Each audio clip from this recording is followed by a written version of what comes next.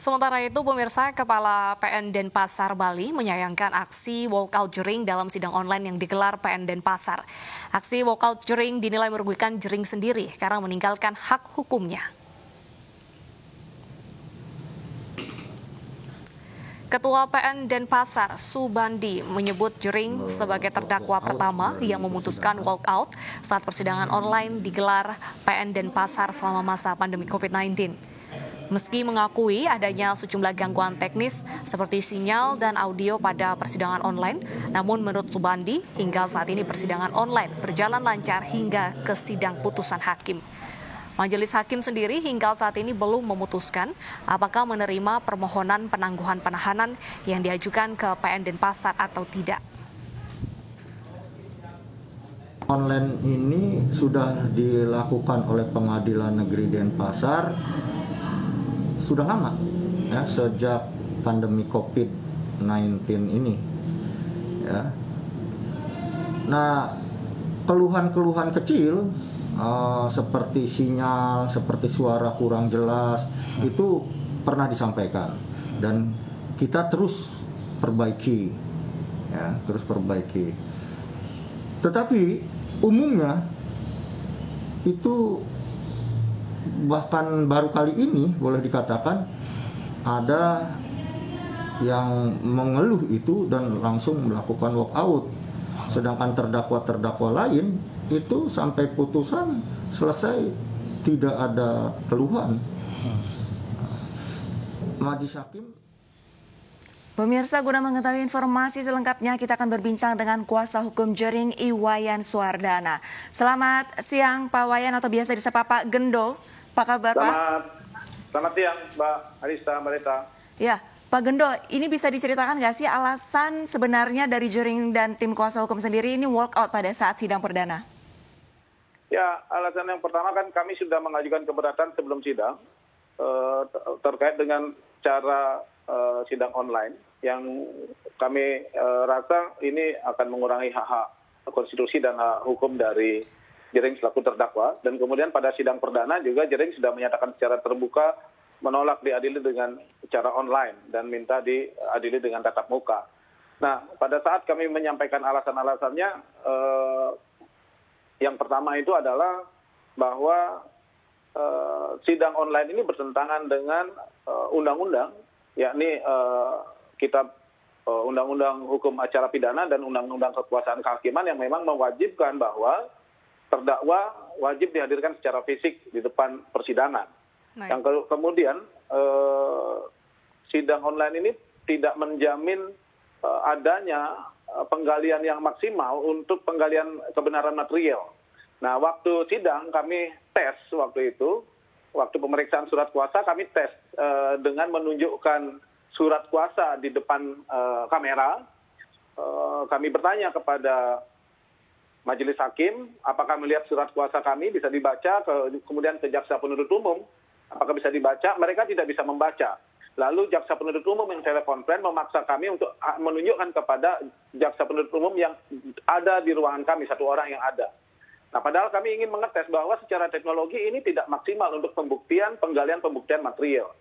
Itu baru surat kuasa. Ketika kami tunjukkan juga dengan KTA, ternyata hakim juga tidak bisa membaca. Nah, ini bayangkan kalau nanti dalam pembuktian surat itu pasti akan terkendala dan ini akan merugikan hak korban.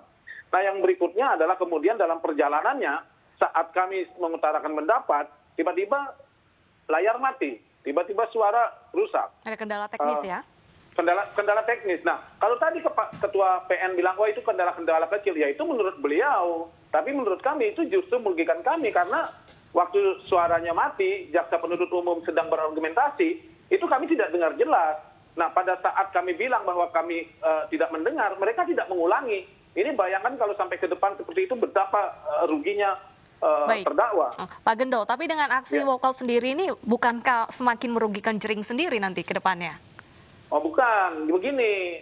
Kalau majelis yang memeriksa dan mengadili perkara ini paham undang-undang, terutama KUHP, maka seharusnya ketika Jering ini walkout ini kan jelas dasarnya karena hakim hanya pada pokoknya, artinya tidak bisa berargumentasi, argumentasi pertanyaan-pertanyaan kami tidak dijawab, pendapat kami tidak dibantah, tapi langsung mengambil keputusan kami berketetapan bahwa sidang ini online sesuai dengan MOU dari 3 lembaga yaitu Mahkamah Agung, Kemenkumham, dan Jaksa Agung.